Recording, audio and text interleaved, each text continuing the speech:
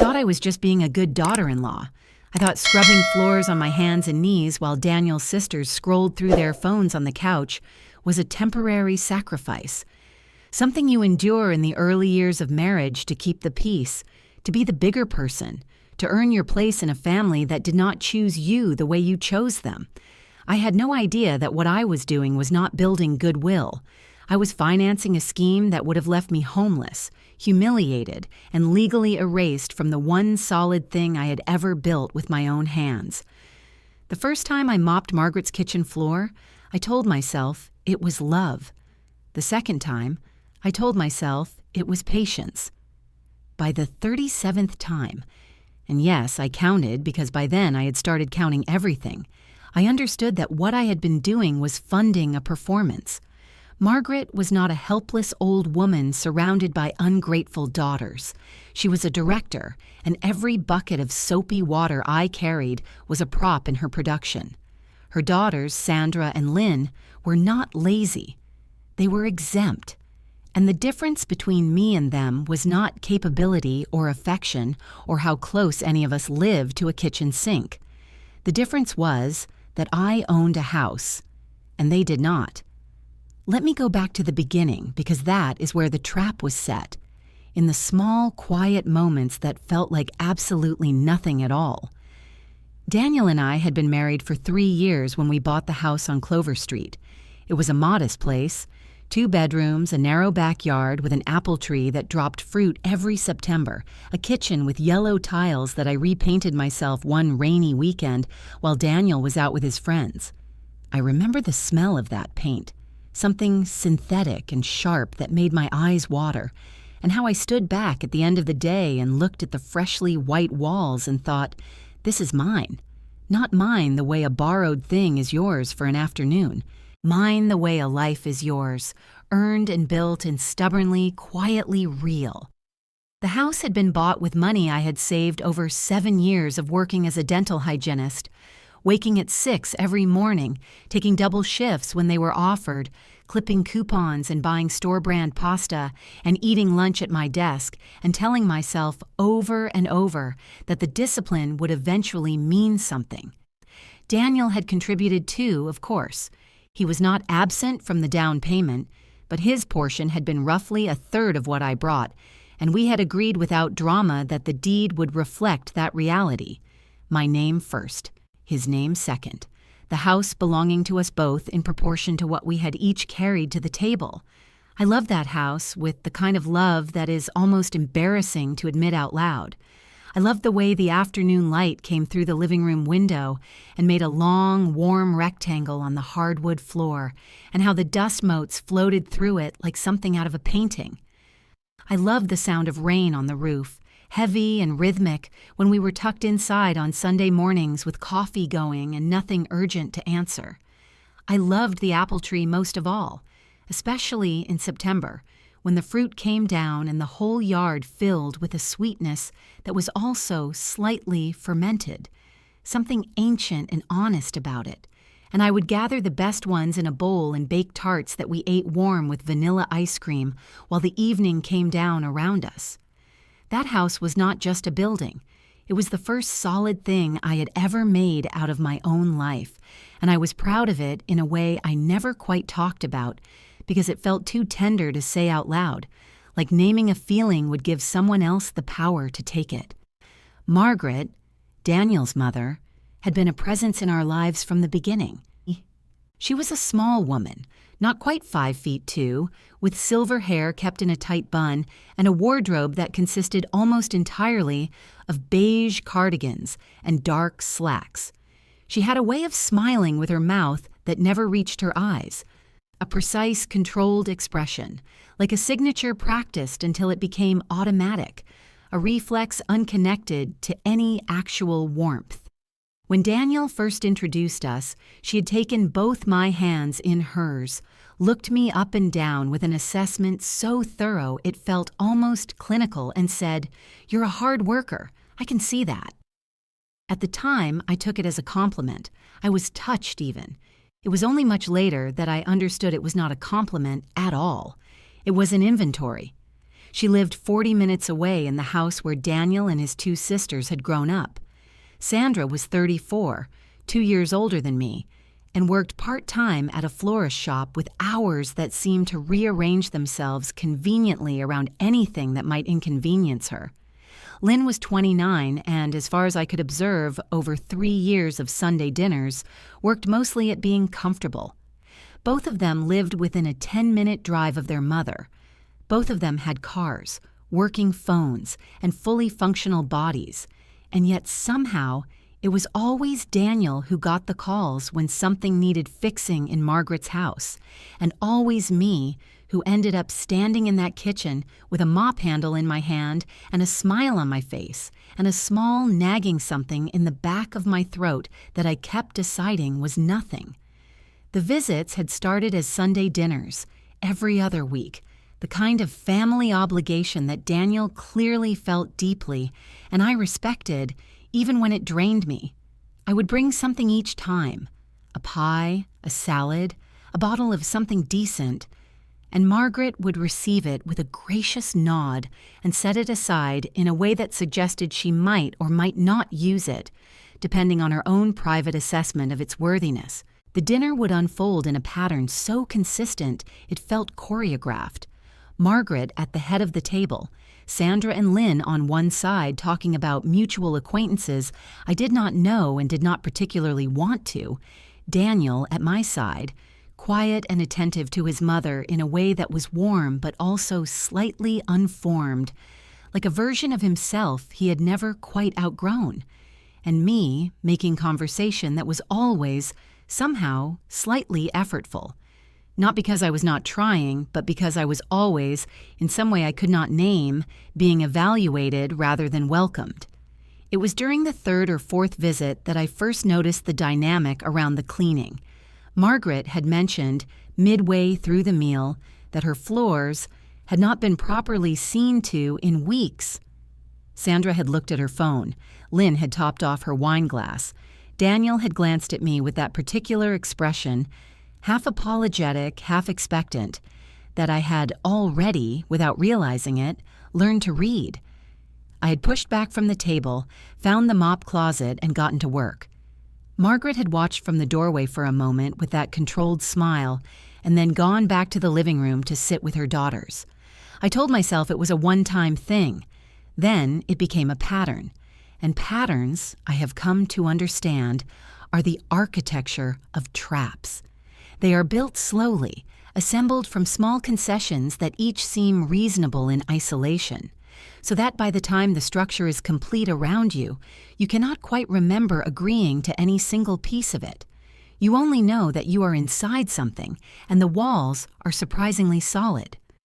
Over the following year and a half, I became the unofficial domestic labor force of Margaret's household during our visits. I mopped floors, washed dishes, while Sandra and Lynn sat in the living room watching whatever reality program was currently absorbing their attention.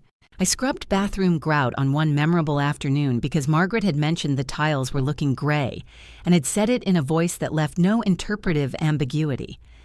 I reorganized her pantry shelves because she said she could no longer reach the upper ones, though I watched her reach the upper cabinet in the kitchen 20 minutes later to get down a serving dish without any apparent difficulty. I did these things without being explicitly asked, and that, I think, was the genius of it. Margaret never commanded. She simply mentioned. She simply sighed. She simply looked at a surface and then looked at me with that expectant pause, and I filled the pause with labor because I had been raised to fill silences with usefulness, and I did not yet understand that some silences are designed to be filled by particular people for particular reasons.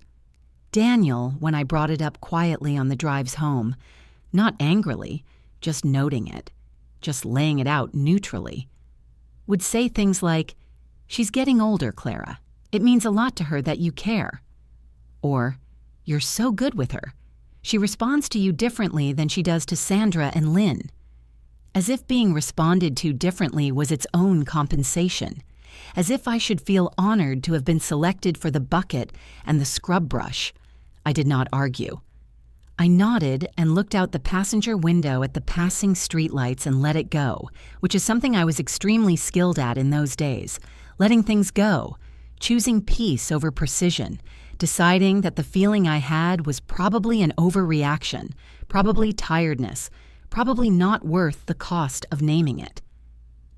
The first moment that broke through my careful optimism came on a Tuesday afternoon in February, about 8 months before everything collapsed.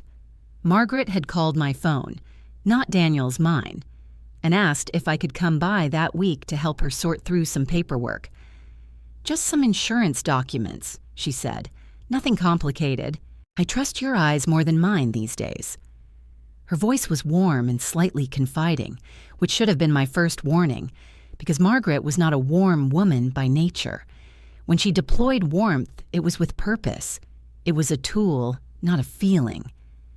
I went on Wednesday. I told Daniel I was going, and he said, "That's really sweet of you, babe," and returned his eyes to his laptop. Margaret had the documents spread across the kitchen table when I arrived. Insurance papers, yes, but also what looked like property assessments and bank statements, and a folder at the far edge of the table labeled simply "Estate" in her neat, small handwriting. I helped her organize the insurance papers, which took about 30 minutes. When I reached for the estate folder, not with any particular intention, just the natural motion of someone tidying a surface, she placed her hand on top of it with a gentle but completely decisive pressure. "Not those," she said softly. "Those are just old things, nothing interesting." I pulled my hand back and said, "Of course," and made tea and left an hour later without thinking about it again. Not until I was on the highway, halfway home, replaying the afternoon the way you replay something when your mind suspects it missed something important. And I realized the paper inside that folder had not been old at all. It had been bright white, the kind of clean, fresh brightness that means recently printed. I pushed the thought away. I was practiced at it. The second warning came 6 weeks later, at dinner, in the form of a question so casually delivered that I nearly missed it entirely. Margaret asked, in the voice she used for observations about the weather, whether Daniel and I had ever thought about updating our wills. I said we hadn't.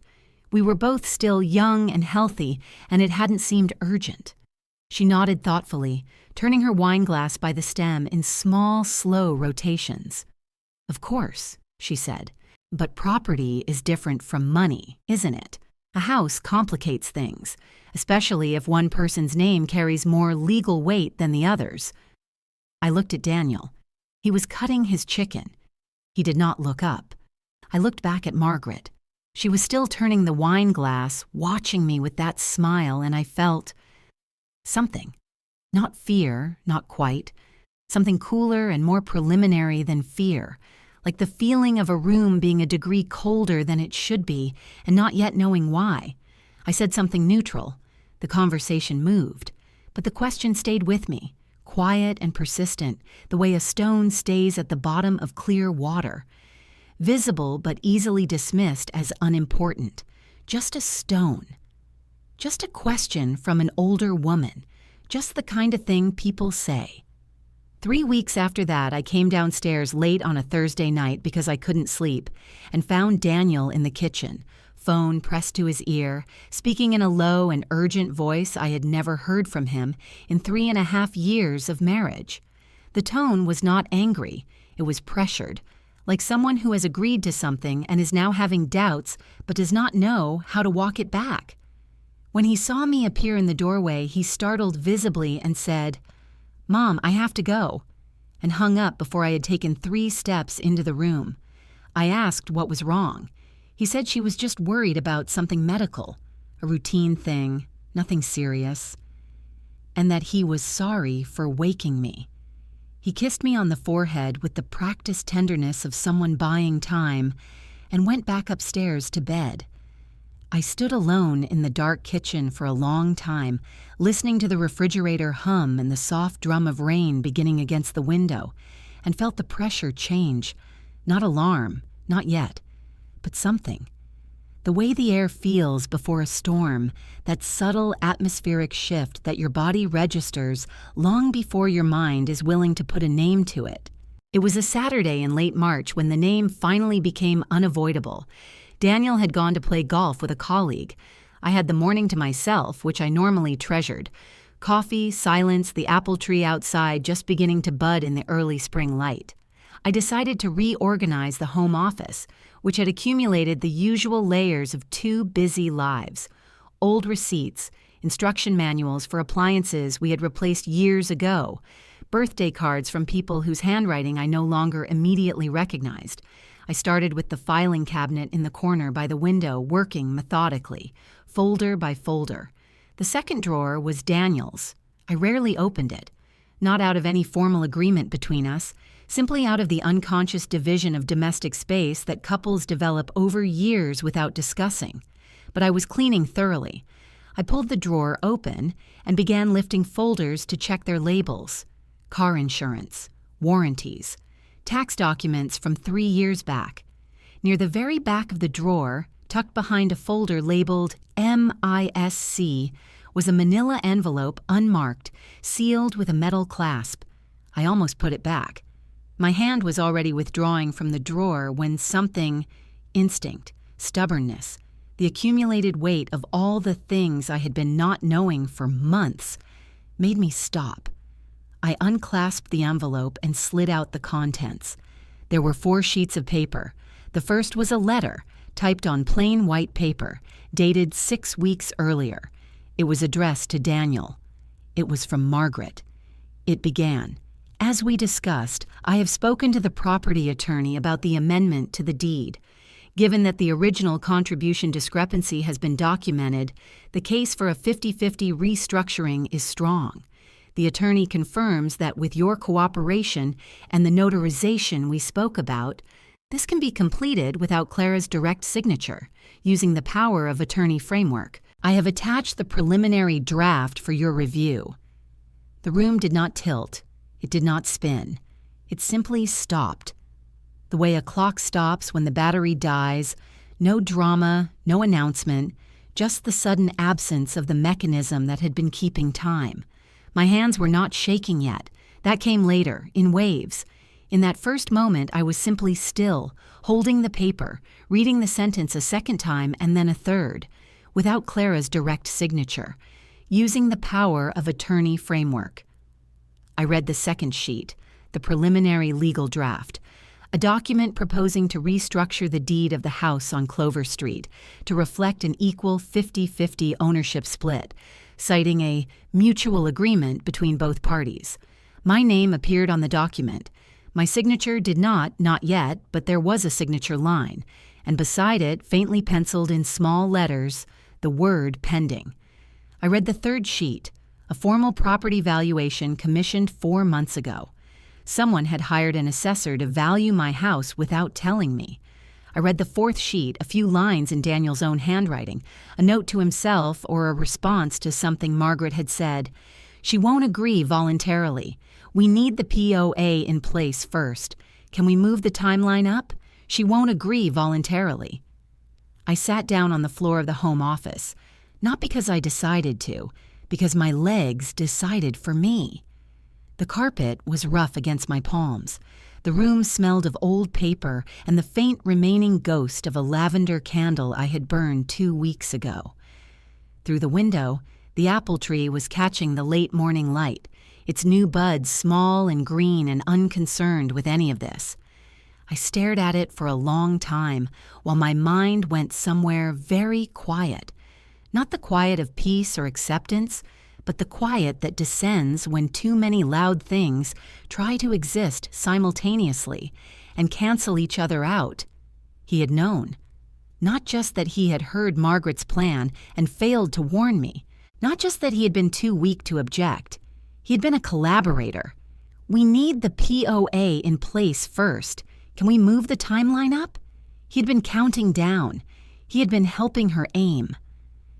The nausea came slowly, rising from somewhere low and cold in my chest. I swallowed against it once, twice. One tear fell without my permission. Just one, running down my jaw and dropping onto the back of my hand, and I wiped it away because I was not ready to cry. I needed to think first. I needed to be clear and precise and cold before I could afford to feel anything. I photographed every page with my phone. I replaced the papers in the envelope exactly as I had found them. I clasped it shut and slid it back behind the MISC folder and closed the drawer.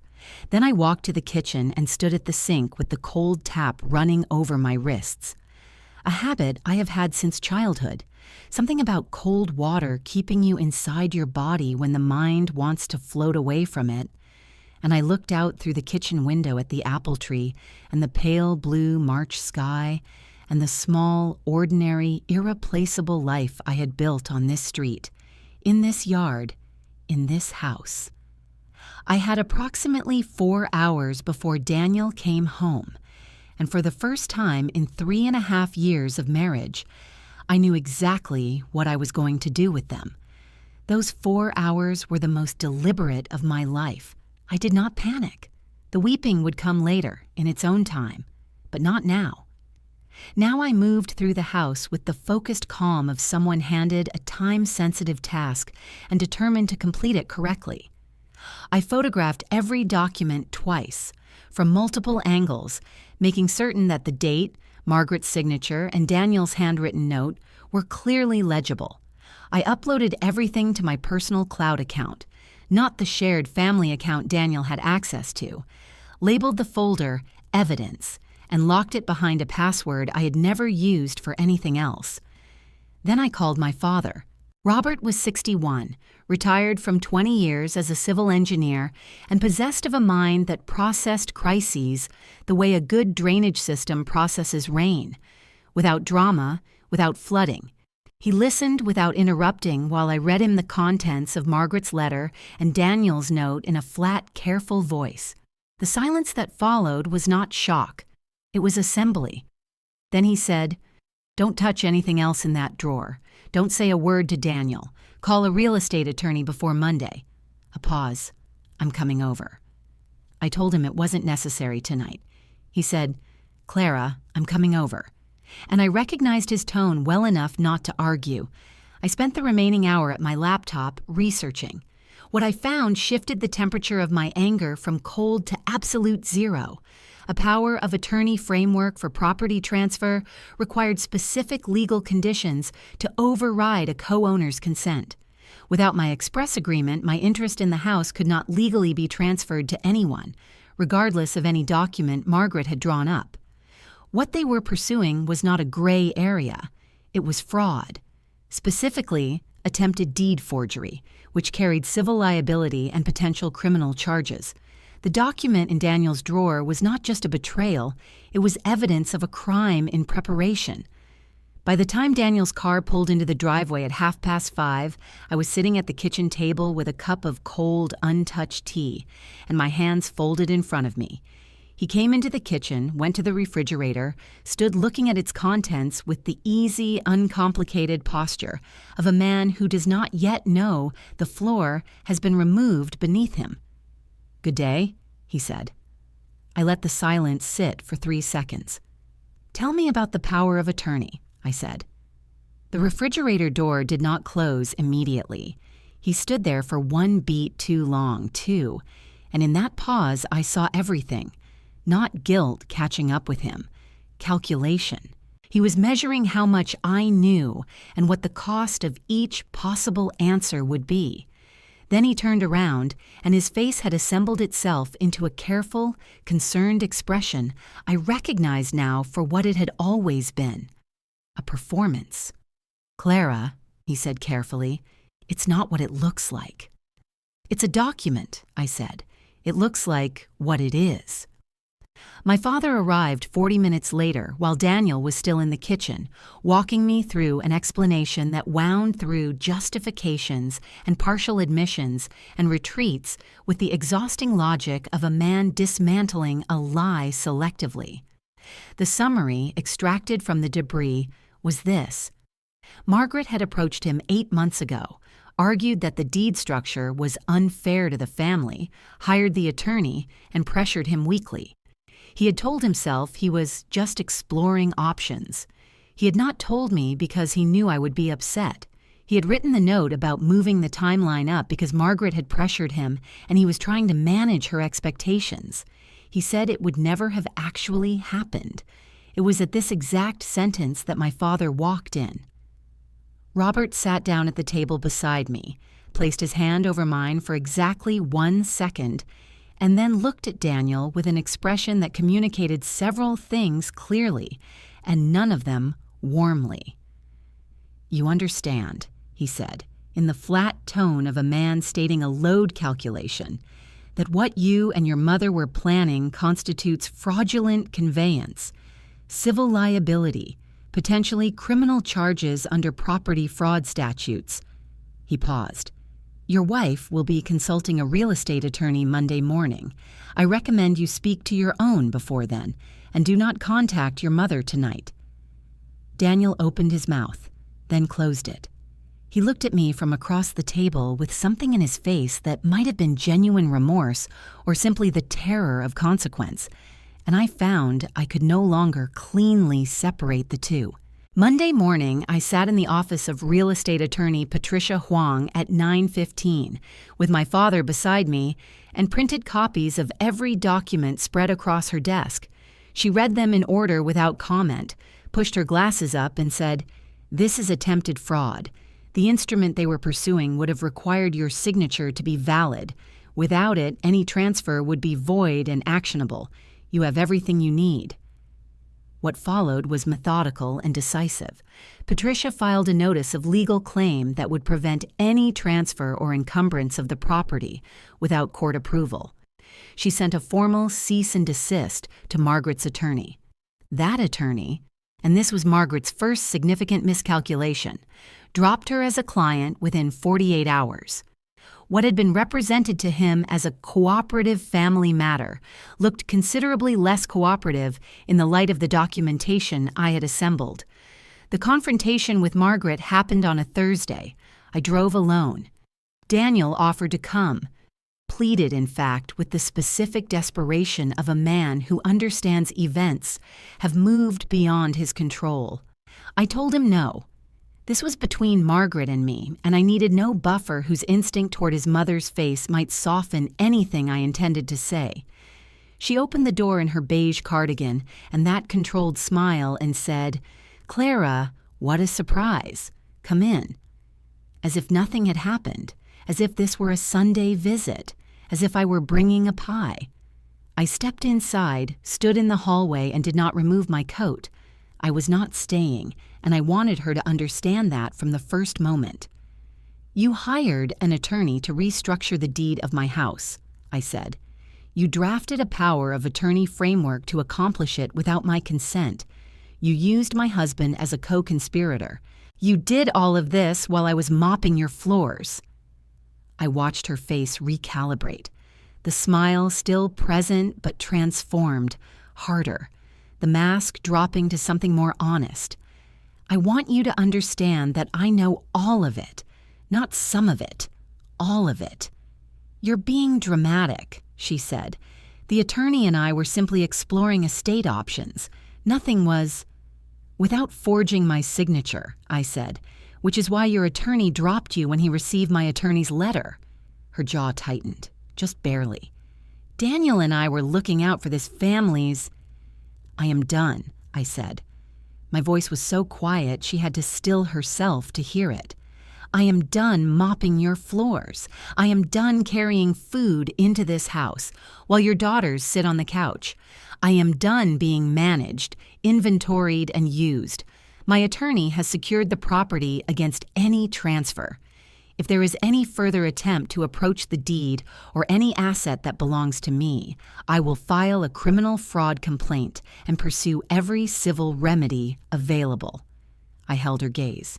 "Do you understand me?" She said nothing. Her chin lifted, barely, involuntarily, the last defense of someone who has lost the field but cannot lower the flag. Sandra appeared in the living room doorway, looking between us. I left without waiting for anyone's answer. The door closed behind me with an ordinary click. Daniel and I attended 3 sessions with a couples counselor before I understood that the question I was trying to answer was not whether our marriage could be salvaged, but whether I wanted to salvage it. And that these were different questions. He was not a villain. He was something harder to forgive than a villain. A man who had prioritized his mother's comfort over my safety, who had told himself that passive participation in something harmful was not really participation. The counselor gave the dynamic a clinical name. I gave it a simpler one, a disqualifying fact. I moved out of the house by choice, not mine, his. I bought Daniel out of his 3rd share at fair market value, using a home equity line Patricia had recommended I establish early. The deed remained in my name. I kept the apple tree. I repainted the kitchen yellow, the color I had always preferred and had changed to white to match his taste. A decision I only remembered once I was the sole person making decisions about the walls. Margaret lost the thing she had never expected to lose, the certainty that her son's loyalty was absolute and that the woman he had married was manageable. She did not lose it all at once. She lost it the way structures weaken, gradually and then completely. That first Saturday alone, my father came for dinner. We ate at the kitchen table with the windows open to the spring evening, talking about nothing urgent for 3 hours. His garden, a book, an old film we both loved. At the door, he squeezed my shoulder once and said, "You handled it exactly right," and drove home. I stood in the doorway listening to the neighborhood settle into quiet and felt something I did not yet have a name for. Not happiness, the preliminary condition of happiness, the space that opens once the wreckage has been cleared. The apple tree dropped its fruit again last September. I filled a bowl, baked the tarts, and ate them warm at the kitchen table alone with a novel propped against the sugar bowl. The house was quiet, the right kind of quiet. Not the silence of things too dangerous to say, but the silence of a place that belongs to you completely, where every sound is your own and no one is measuring you against anything. I kept the house. I kept the apple tree. I lost the marriage, the illusions, and the habit of choosing peace over precision. The first 2 I do not miss. The 3rd one I buried under the apple tree in the backyard, where it will not be growing back. Some things you mop up. Some things you leave exactly where they fell, so that everyone can see them clearly in the light.